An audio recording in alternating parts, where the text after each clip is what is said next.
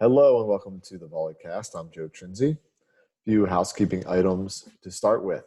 We are almost at the end of my summer coaches workshop series that I kind of just started without really a huge intent, just because, like a lot of you, I wasn't able to get in the gym and coach and travel and learn from other coaches. And a lot of that interaction was limited. So I started those coaches workshops at pretty much every Saturday with a couple of Fridays and Sundays sprinkled in here.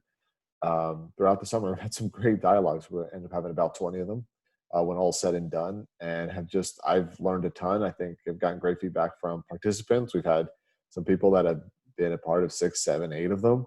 So yeah, obviously some people are really enjoying it, as of I. We only have 2 left. We actually don't have one this coming up weekend. We're recording this on July 8th. We don't have one this weekend. Just a few of the people that I thought maybe we were going to be able to do it and have fallen through and didn't really have a replacement on short notice. So nothing this weekend. Okay, a weekend off from that, no problem. And next weekend on the 17th, it's the last one. We're going 2 for 1, so kind of doubling up 2 awesome coaches, Dan Friend and Laura Lee Smith, both from Lewis, husband and wife from Lewis. Dan's the men's coach at Lewis. Laura Lee is the women's coach, and they both had a lot of success. They've both been to at least one Final Four. They had a lot of conference wins, coached All-Americans. They have experience either as player or coach on the beach end. So just people who really bring a lot of coaching experience to really good coaches.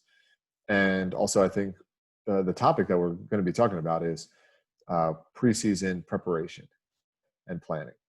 So obviously this preseason is going to be an especially challenging one for a lot of coaches. And I thought having a women's coach and a men's coach on there, you have a little bit of different preseason challenges there, with having how your players are going to come back, how your players are going to get acclimated, what different players have been doing over the off season, how we get back to having a season, but also keep players healthy, which is a little bit of the topic we discussed last weekend with some load management type stuff. So, I think that will be a really good session. And we still have a few, it's a week and a half away. So we still have a few spots open, only about half full right now. So yeah, you can sign up there, obviously on ScoutVB, scoutvb.com. You can check out the workshops there, or just shoot me an email, joe.trinzi@gmail. You know how to get in touch with me. And then the final session on the 25th, the great Marv Dunphy. We'll have him on there, legendary coach, one of, if not someone would say the greatest coach of all time. He's in that discussion, certainly. It's kind of a silly discussion to say who is like the best volleyball coach, but certainly a lot of people would consider Marv in kind of the pantheon of coaches, especially American volleyball coaches, been so influential to many coaches, especially me. I got a chance to be his assistant coach for a year at Pepperdine. That was awesome. And I won't be running that session. Dave will be, Dave Hunt, his longtime assistant at Pepperdine. And now since Marv is retired, he's the head coach. He's taken over as the head coach at Pepperdine. So, the person that maybe probably knows Marv the best, at least at this point. So I thought Dave would be a better job to sort of moderate and run the discussion. I'll just be participating along with all of you. We've had a lot of people who have already registered for that session. That session is free, but I'm making it preferential for people who have already participated in a workshop already. So even if that's just buying a recording or something like that, just as a little extra incentive there. And obviously, I understand if people can't, we have that budget frozen option, or just contact me, if you're relying on your school budget for your continuing education type stuff and for coaching, and, your budget is not getting restarted until September or whatever it is. Just contact me. I wouldn't want anybody to miss it out, but I am trying to give preference for people who have participated in some of the workshops already, kind of as an end of the year. And there's no set topic on that. It's just all Q&A. I am sure we already have a lot of people signed up for that. I'm sure there'll be plenty of questions. I think it'll be just kind of a nonstop 2 hours and just getting to hear just wisdom from somebody who's been at the top of the coaching game since the 70s. So it's pretty amazing. I'm taking these workshops out of my store in August. So it's like last chance to get some of these right now. What I'll be doing is, in the sort of months of maybe August, September, October, I'm going to put some of them together, kind of package them together, make sure all the notes are cleaned up. Had Peter Wong, who's been helping me put together a lot of these, the notes, kind of starting midway through May.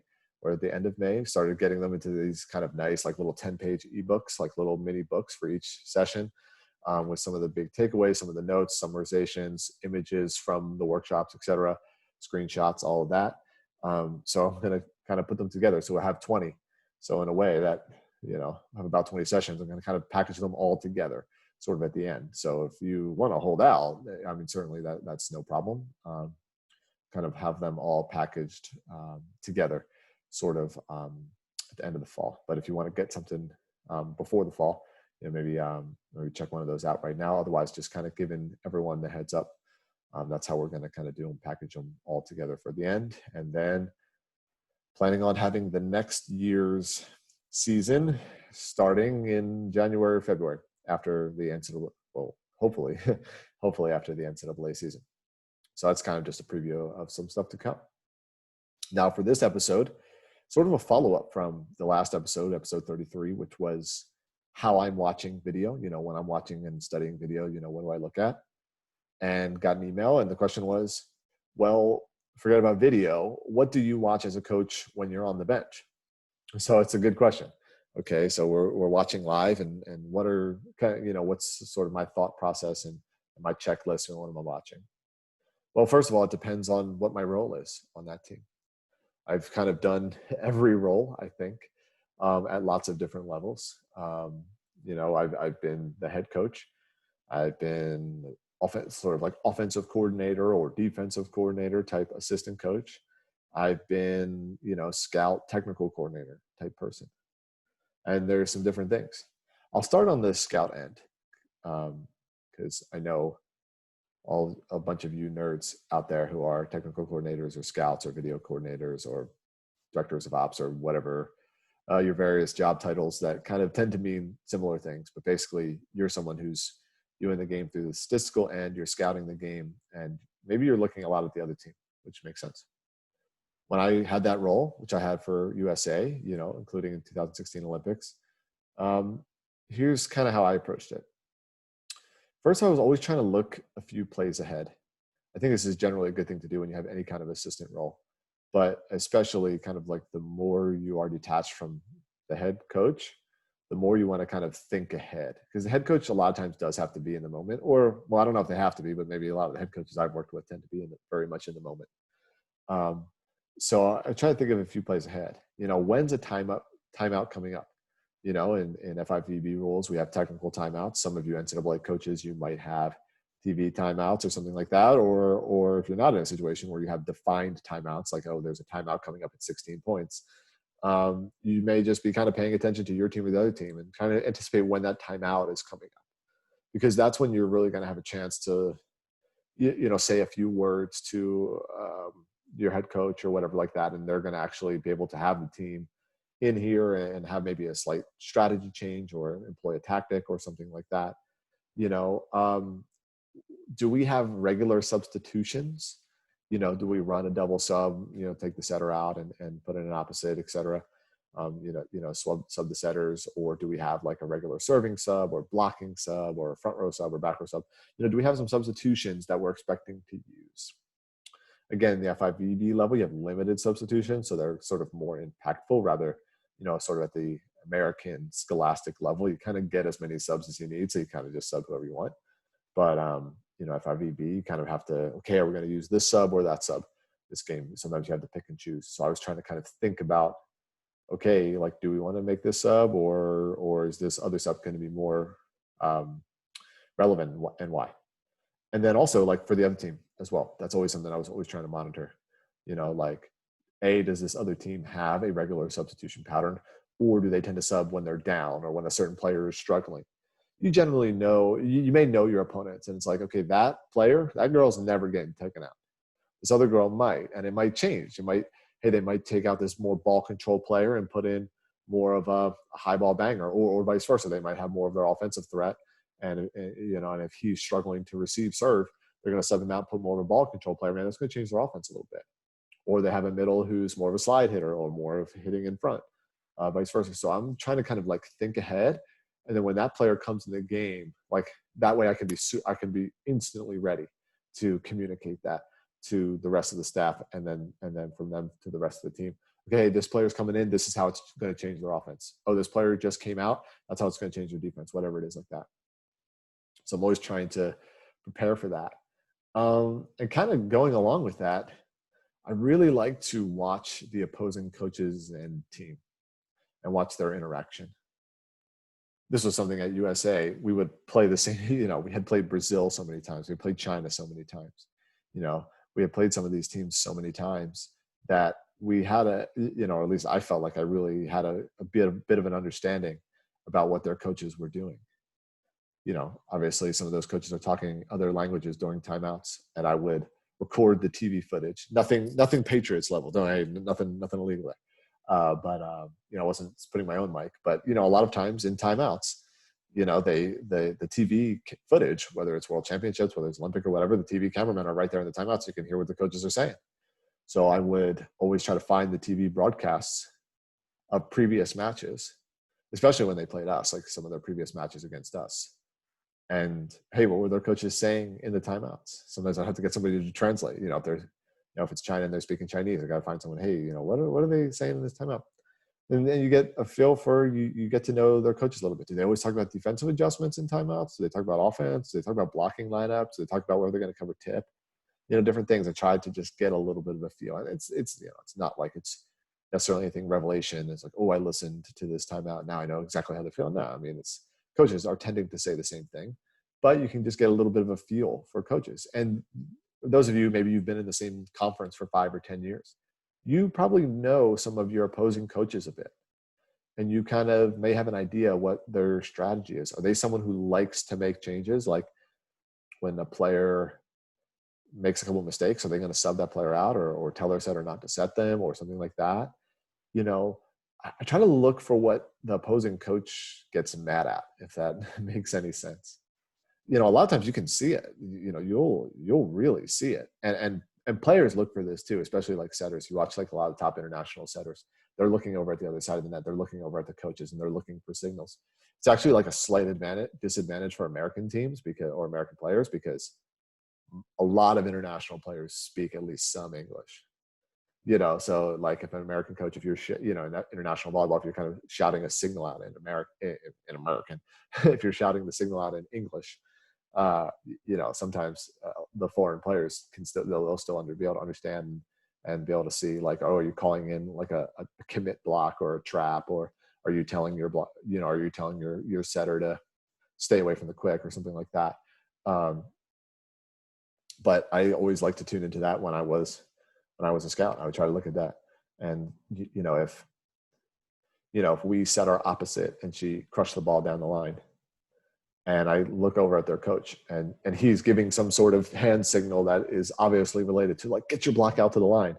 That's not a bad information to relay to our opposite. Like, hey, they're going to sit on your line next time. You might have a little cross-court daylight, something like that. Or, if we drop a tip and then their coach doesn't react at all, well, okay, maybe it's still going to be there. But if we get a tip down on them and their coach is like freaking out and yelling at their right back, well, it's a pretty good chance that right back is going to cover the tip on the next ball. So we might have to go to another shot.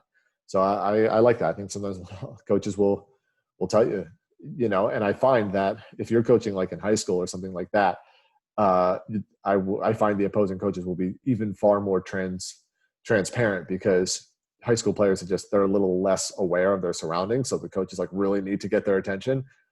And often if you just pay a little bit of attention, it's really obvious what the coaches are saying to them. So, be aware looking at that. In terms of some other roles, like when I've had like a defensive coordinator role, I was just talking about Marv and being at Pepperdine. That was my role at Pepperdine. I was coaching the block and defense, and that was sort of my role. First thing with that is like, I always wanted to make sure I knew their rotations and matchups. Like I wanted to know, like this sounds obvious, but make sure that you can always answer, what rotation are we in and what rotation are they in? And so what are the matchups? Because like, you don't want to have a timeout and you start giving, your blockers feedback on how to block this particular hitter. And then it's like, you go back on the court and that guy's in the back row. And it's like, okay, well, that didn't really help me very much. If you're talking about something like outside hitter and what your right side blocker needs to be, it's like, well, now he's hitting the back anyway, so it doesn't really matter. So that's just important to track. And I mean, that's just a little bit of diligence. When I was at Pepperdine, if you guys have ever seen Pepperdine, they have this big, they call it the Marv board. It's like this big piece of cardboard that's like the size of 3 regular clipboards. So you have like so it's just big. It's just, you can kind of draw out their courts in each of their rotations, and it's big and it's easy to see. And you can put it in the huddle and you can show, okay, hey, they're coming up and these are the 3 rotations that they have coming up, and here's how we have to point score in these rotations, and here's where their guys going and what our lineups need to be and all that.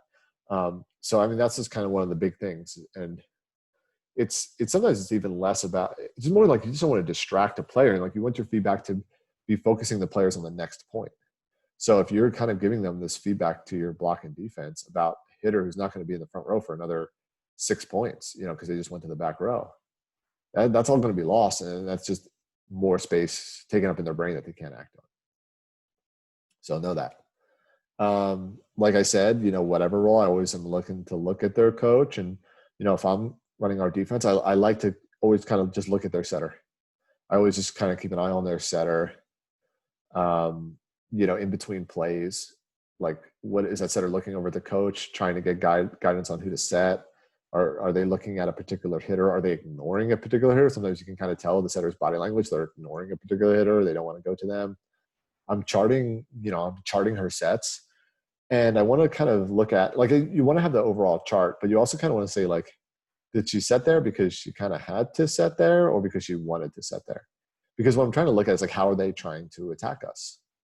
And does it match up to our scouting report? Like, is it about what we thought they were going to try to do? Okay, great. Like, I don't really need to say a whole lot to my players other than kind of remind them of what we wanted to do. But if it looks like they're trying to do something different, like, hey, we thought they were going to run a ton of isolate, but they're coming out and they're overloading us right from the start. Okay, well, like, does it look like it's deliberate? And that's where you need to use a little judgment. Like, does it look like they are intentionally doing something different?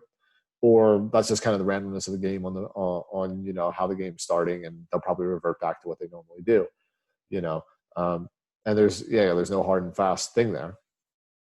And I'm trying to look at their trends by their rotation, but also like by our personnel. So it's like, oh, they're consistently setting the outside when we have this right side blocker, and then they're going away from the outside hitter. So like, in set 1, their trend in rotation 3 might have been setting a lot of outside because it's against one right side blocker.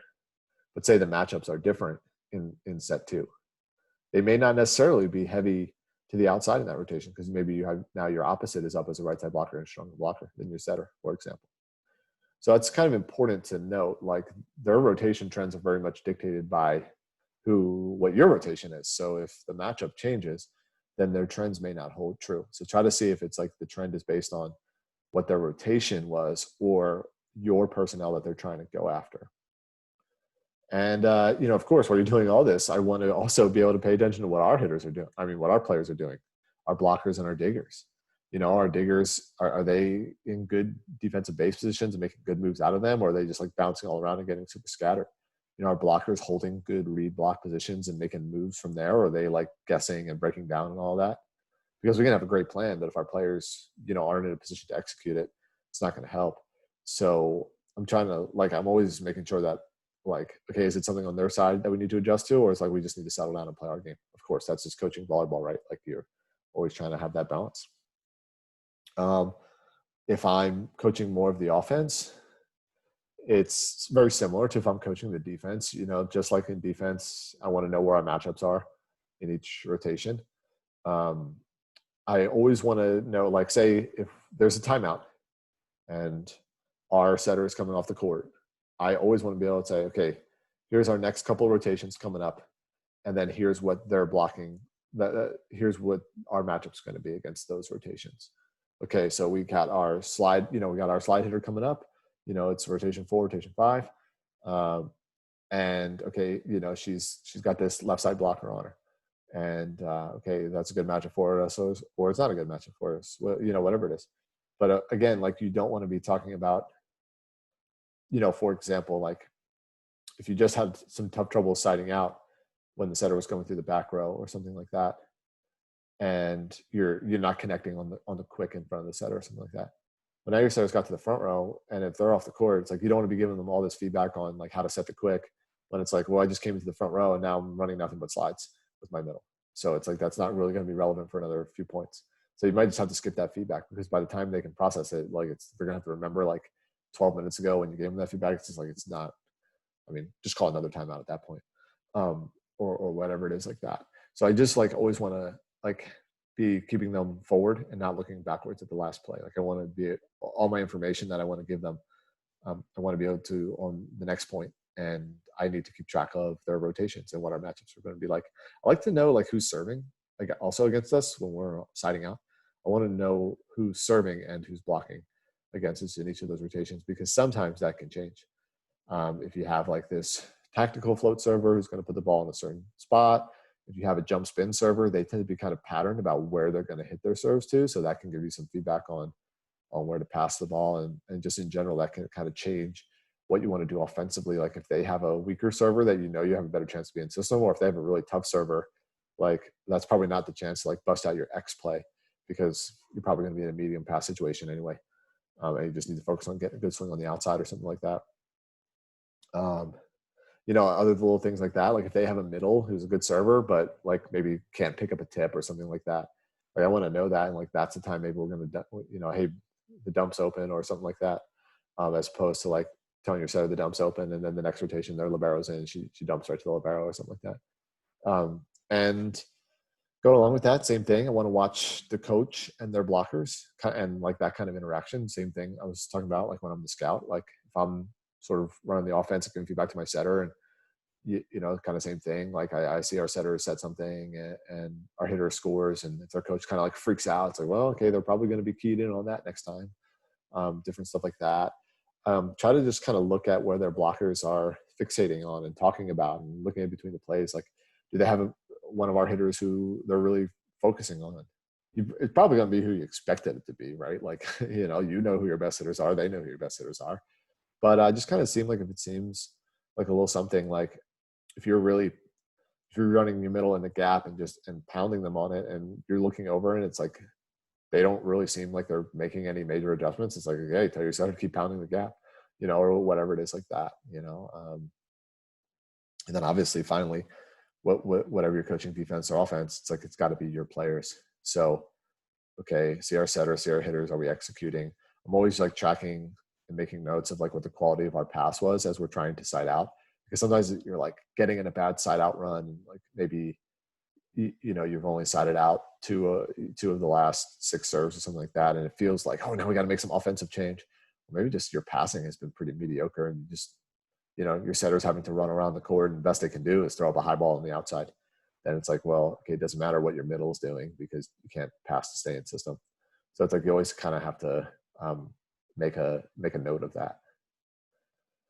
So that's what I like to look at. Just in summary, look at the other team, try to figure out what they're doing against you. Always know where you are, where your rotations are, what stage of the game. Just always be trying to think ahead. Just, try to think about the situation as it's going to come up. Try to anticipate when timeouts are going to come up. There's only so much that you can really give to a player while they're on the court without distracting them. And that's a little bit of your relationship with players. Some players, you have that relationship, when they're going to look over, you can, just almost like a quick signal, or you can mouth a word and they know exactly what you mean. A lengthy explanation is not going to cut it in between plays. It's just not going to happen, and you're just going to distract your players. So know when the timeout is coming up that you actually have 10, 15 seconds to give some instruction to players or make a little bit of a change. But other than that, you can also talk to your middle while they're off and when they're going to come back in the game. Hey, like, hey, we were running a lot of gap, but let's get you running tight to the setter now, or vice versa, something like that. And then, they can go out on the court and they can talk to the setter about that. So, look for your spots of when these adjustments are actually going to be effective, because trying to get your players' attention between plays is not going to be.